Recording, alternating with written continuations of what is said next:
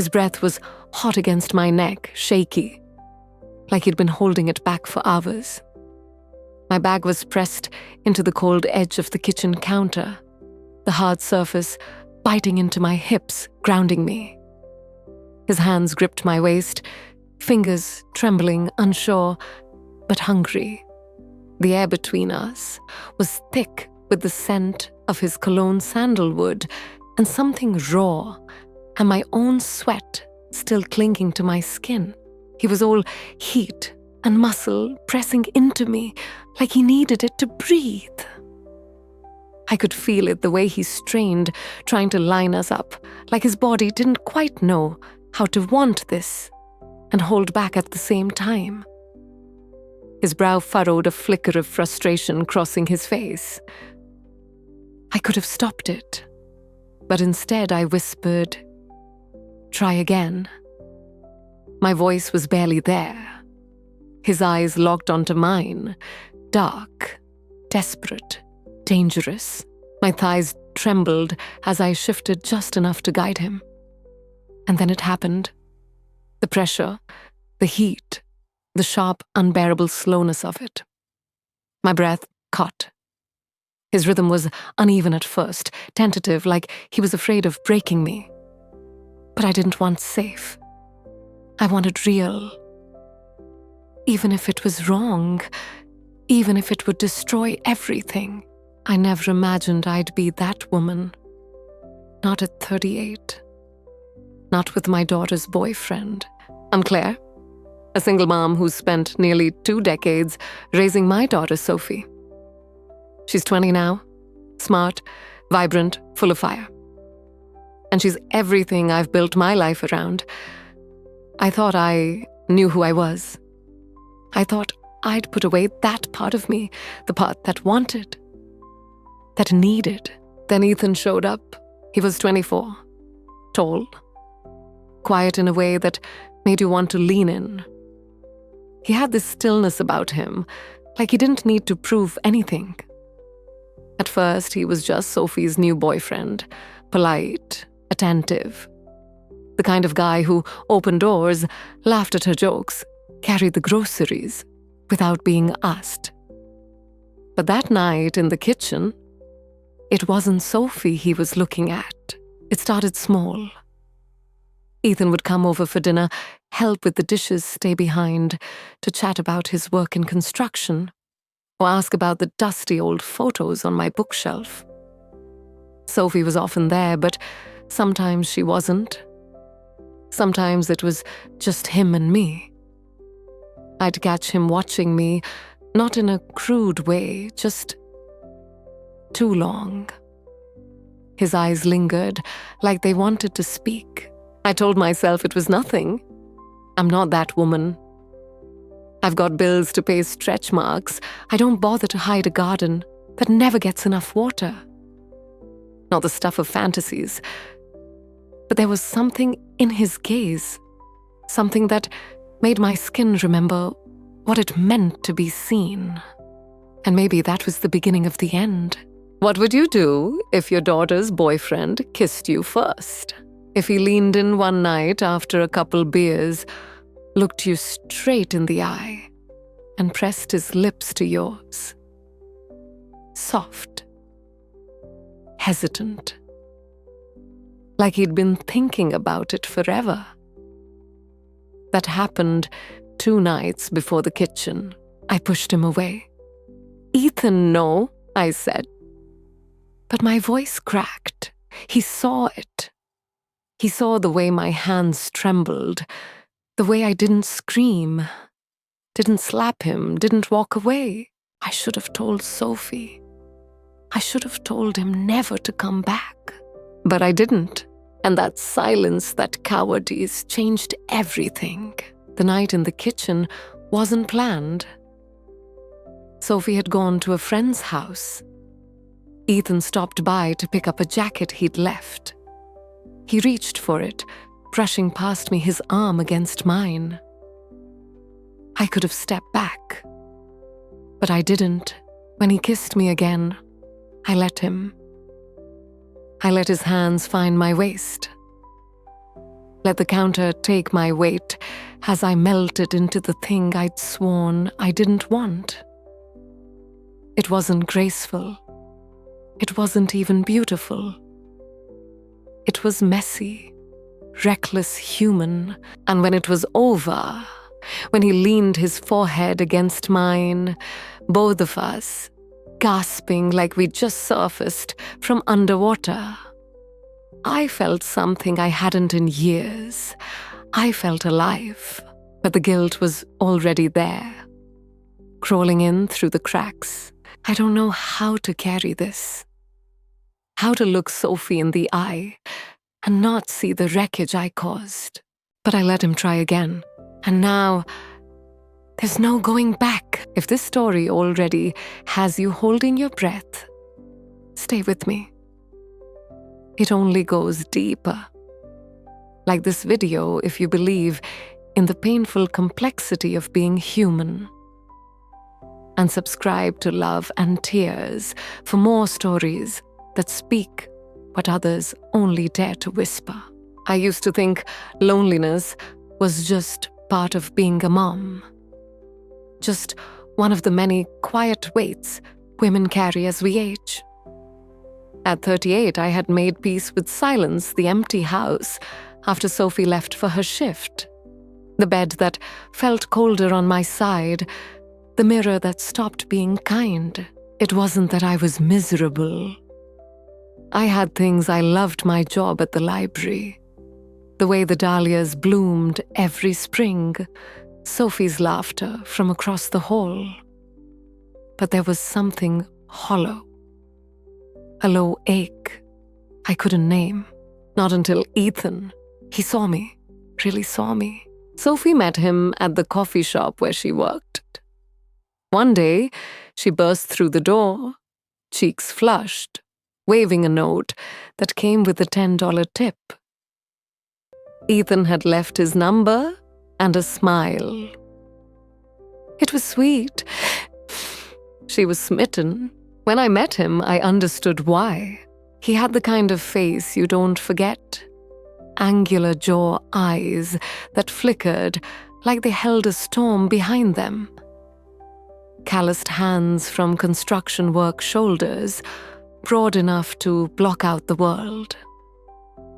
And when he smiled, God, when he smiled, it was like he meant it. He brought Sophie flowers. But he always asked me how my day was too. "How's it going?" Claire said with this warmth that reached somewhere I didn't know still existed. I told myself it was just good manners, but soon I started looking forward to hearing his voice. He'd lean against the counter while I chopped carrots, talking about some cracked pipe he'd fixed, or how the sunset looked on the scaffolding. Sophie's a night owl, her shifts ran late, and sometimes he'd stay after she left, and I didn't ask him to leave. Ethan started with the small things. A leaky faucet, groceries from the car, casual help that to anyone else looked innocent, but to me felt like tiny lifelines tossed across a widening sea of loneliness. One night, he stayed late to watch a movie, an action flick Sophie would have rolled her eyes at. We sat on the couch, a careful foot of space between us. But I could feel him, the warmth of his arm just inches from mine. His laugh, soft and real, crinkled the corners of his eyes. I glanced over, caught myself staring. "You're easy to talk to, Claire," he said. My chest tightened. I didn't trust myself to answer. I nodded maybe or smiled, but I don't remember. It wasn't just the attention, it was the way he saw me. The way he listened when I talked about work. The way he noticed the new scarf I wore on a cold morning. The accidental brushes of his hand when he passed me a plate, at first innocent, then unmistakably not. I'd catch him watching me while I stirred soup, folded laundry. His gaze wasn't polite anymore.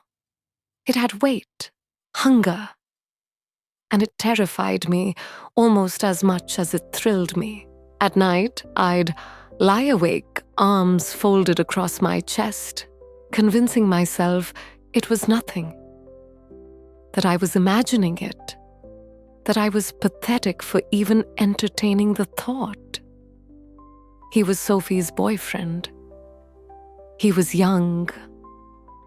But the truth, I hadn't felt wanted in years, and Ethan's eyes were mirrors showing me a woman I'd buried under motherhood and routine. One late afternoon, he offered to help me plant tulip bulbs in the backyard. Sophie was at work. The air was cool, breath, visible kind of cold. We knelt in the dirt, shoulder to shoulder, and when our hands touched, neither of us moved. His fingers were rough, warm against mine. I felt it, my pulse hammering at the base of my throat. "You're good at this," he said, voice low. He wasn't talking about gardening. And I knew it. I looked at him, saw the hesitation on his face, the want behind his eyes. For a second, I wanted to lean in to close the space between us. But I didn't. I stood quickly brushing dirt from my jeans. "We should go inside," I said, but my voice shook. And he heard it. That night, I couldn't lie to myself anymore. I was lonely, and Ethan was filling a space I hadn't admitted was empty. I loved Sophie with every fiber of my being, but I was starving for something she couldn't give me. And Ethan. He was offering it without saying a word. I told myself I'd pull back, be stronger, stay away. But every time he walked through the door, that promise cracked, the days blurred, each one heavier than the last, with all the things we didn't say. Ethan was around more, even when Sophie wasn't. Always with a reason, a wrench he left behind, a question about her work schedule, a borrowed book. But his eyes, they were always on me, lingering longer than they should. I started fixing my hair before he came, picking shirts that hugged me just enough. I hated myself for it, but I couldn't stop. It was like standing at the edge of a cliff, wind whipping at my back, knowing the fall would break me, and leaning forward anyway. We started finding excuses to be alone. He'd offer to help light bulbs that didn't need changing boxes, that didn't need moving. I let him. Not because I needed help, but because I wanted him near. One afternoon, we were in the garage sorting through old camping gear. Dust hung thick in the air, mixed with the faint scent of his sweat. Our arms brushed as we reached for the same bin, and I froze, skin to skin, warmth to warmth. He didn't move. "Sorry," he muttered. But his voice was rough, shaky. And still he didn't step back. I should have laughed, made a joke, turned on the radio. Instead, I looked at him. And in his eyes, I saw the question. My breath caught. I turned away, grabbing another box with hands that wouldn't stop shaking. But the air had changed. It was charged now, like the stillness before a thunderstorm. Then came the conversations, real ones. One night over coffee at the kitchen table, he told me about his father. How he left when Ethan was just 10. How Ethan had to step up, raise his younger brother, be the man of the house before he even knew what that meant. "I don't talk about this with Sophie," he said, tracing the rim of his mug with one finger. "She wouldn't get it." I did, more than he knew. I told him about my ex, about how he walked out when Sophie was 3, how I learned to patch drywall and change fuses because I had to, because there was no one else. Ethan listened, really listened, and his eyes, God, his eyes. They were soft, intense, seeing me in a way that made my skin prickle. The glances got bolder. I'd be at the sink rinsing dishes, and I could feel him behind me. His stare like a touch, a breath. Once we passed in the hallway, his shoulder brushed mine, his hand grazed my arm. "You okay, Claire?" he asked. His voice was barely above a whisper. I nodded, but my throat was dry. My heart was a drum in my chest, because I wasn't okay. I was unraveling. Every moment with him was another thread coming loose. And I knew where it was heading. I knew how this story ends, but I kept letting him in. I kept opening the door. The almost moment came on a Tuesday night. Sophie was working late, and Ethan came over, said he was just waiting for her. The TV was on playing some movie neither of us cared to watch. The room was dim, too warm, too quiet. He shifted closer, his knee brushing mine, and I didn't move. That small touch lit something in me I didn't want to name. He turned his face, just inches from mine. I could smell his breath, coffee and mint. See the stubble on his jaw. "Claire," he whispered, like my name was a question he didn't know how to ask. My heart thudded so loud, I was sure he could hear it. His hand came up, brushing my cheek, his thumb soft against my skin, and I leaned into it, just for a second. Then I pulled back, breath catching. "We can't," I said the words. "Dry empty." Even to me, they sounded like a lie. He nodded, but he didn't look away. And when he left that night, the air between us stayed charged, dangerous, inevitable. I lay in bed wide awake, my body pulsing, my thoughts a blur. I was Sophie's mother. I was supposed to protect her, not betray her. But Ethan was inside my skin now, and I didn't know how to cut him out. The breaking point came on a Thursday. One of those humid nights where the air clings to your skin, where even silence feels loud. Sophie was at a concert, not due back until midnight. Ethan texted, "Hey, I have Sophie's hoodie. Can I drop it off?" I should have said no. Should have told him tomorrow. Should have closed that door one last time.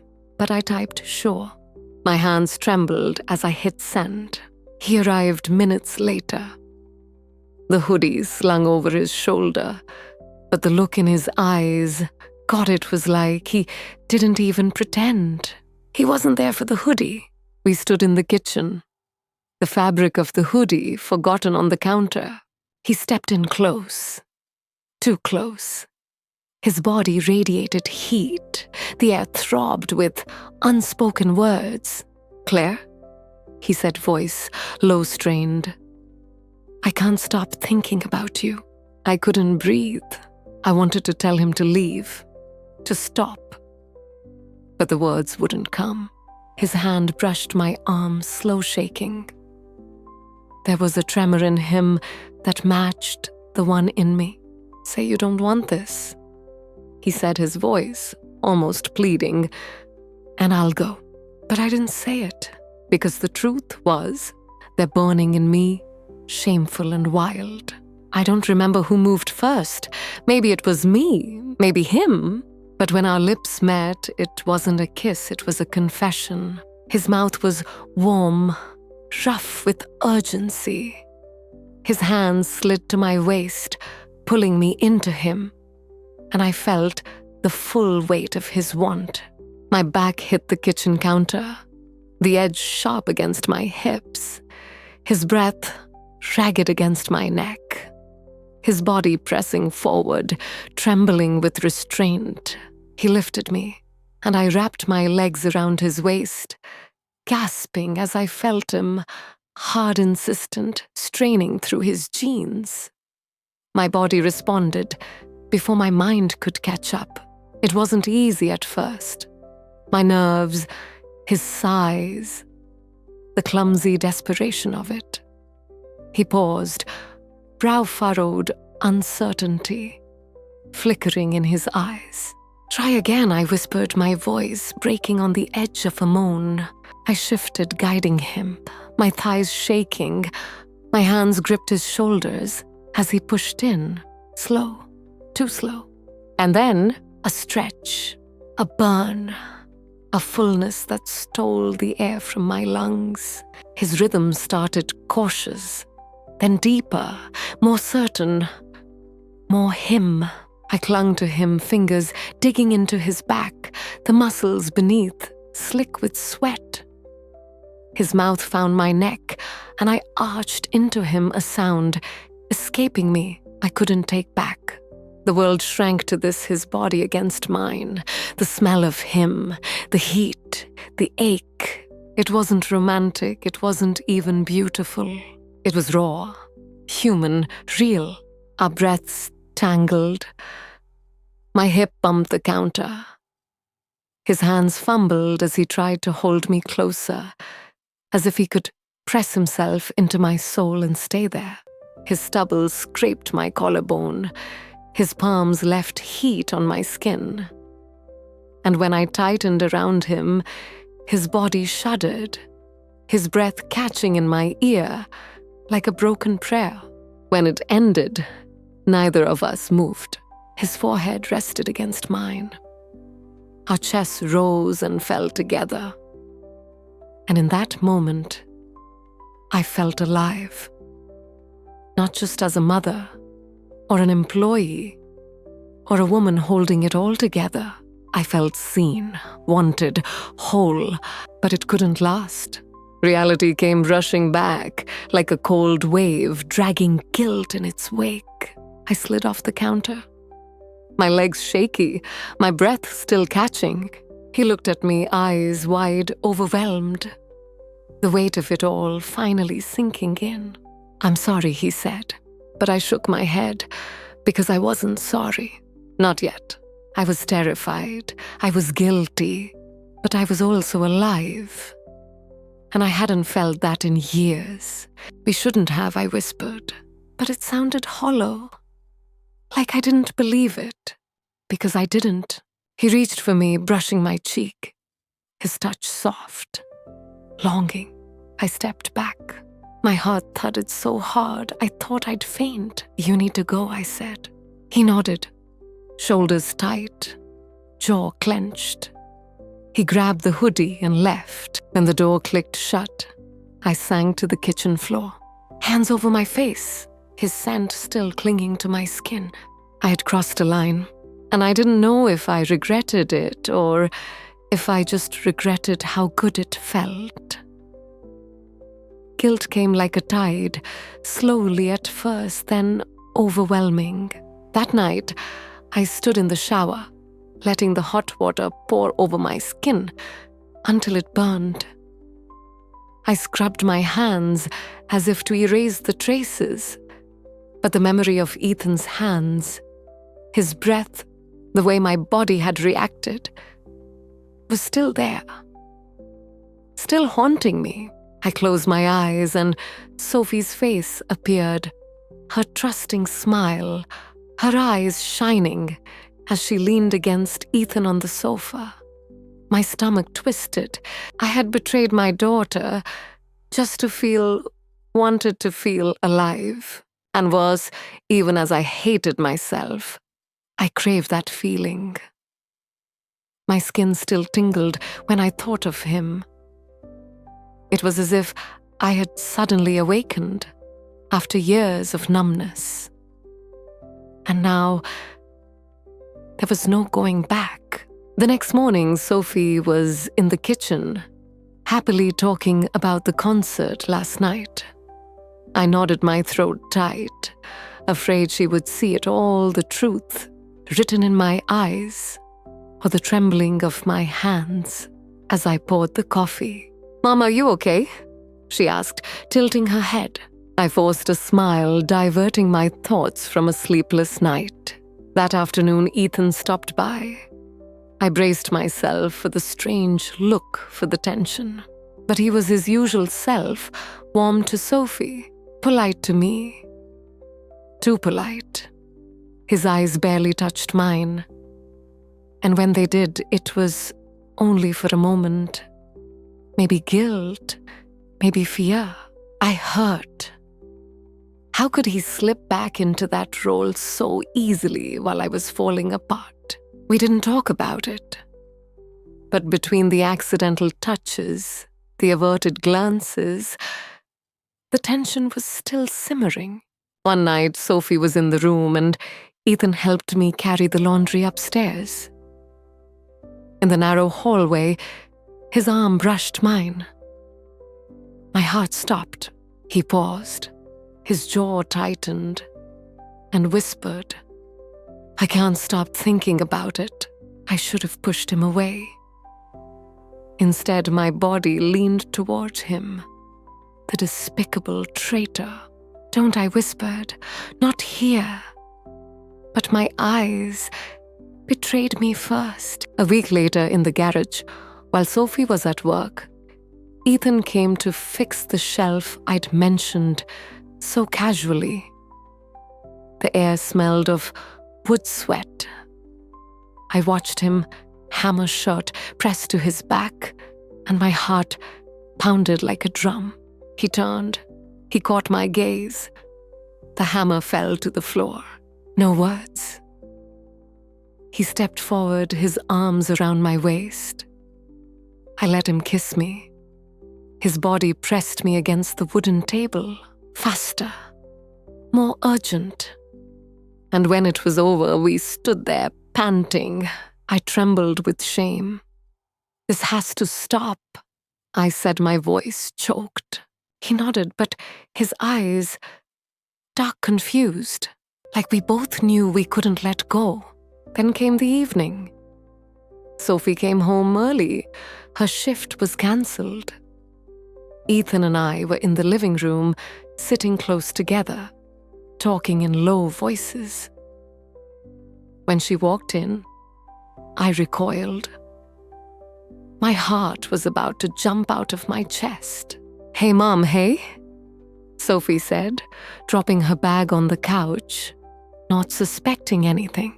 Ethan laughed too loudly. I quietly went to wash the dishes, my hands shaking so much, I dropped the glass. That night, I lay awake, imagining Sophie's face if she knew the truth. The tears, the look of disappointment, the hatred. I wanted to stop, but I also couldn't bear the thought of losing the feeling of being alive. I was stuck between guilt and desire. Every day was a ticking time bomb. That weekend, I was exhausted, avoiding Ethan, afraid of the doorbell. One day, while Sophie was in the shower, Ethan stopped by the kitchen. "Claire, we need to talk." His voice was low and husky. I shook my head, my eyes stinging.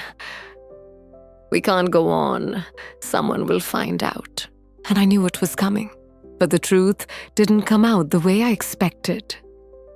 Not in a read text or a glance. Worse, more silence. 2 weeks after the night in the garage, Ethan began to withdraw. He still came to the house. He was still Sophie's boyfriend. But something had changed. His eyes were distant. His voice was colder. There were no more accidental touches. No more uncertain glances. "Are we okay?" he asked one day, avoiding my gaze. I nodded, but inside, I was broken. I should be relieved. My mind said, but my heart felt crushed. I had given up everything, and now left behind as if nothing had happened. I lay awake, remembering every touch, every breath. Humiliated, yearning. I wanted to ask him why, but I was afraid of the answer. Then he appeared one night. Suddenly, Sophie had left for work. I was chopping onions in the kitchen when I heard the door open. He stood there, his shadow cast across the tile floor.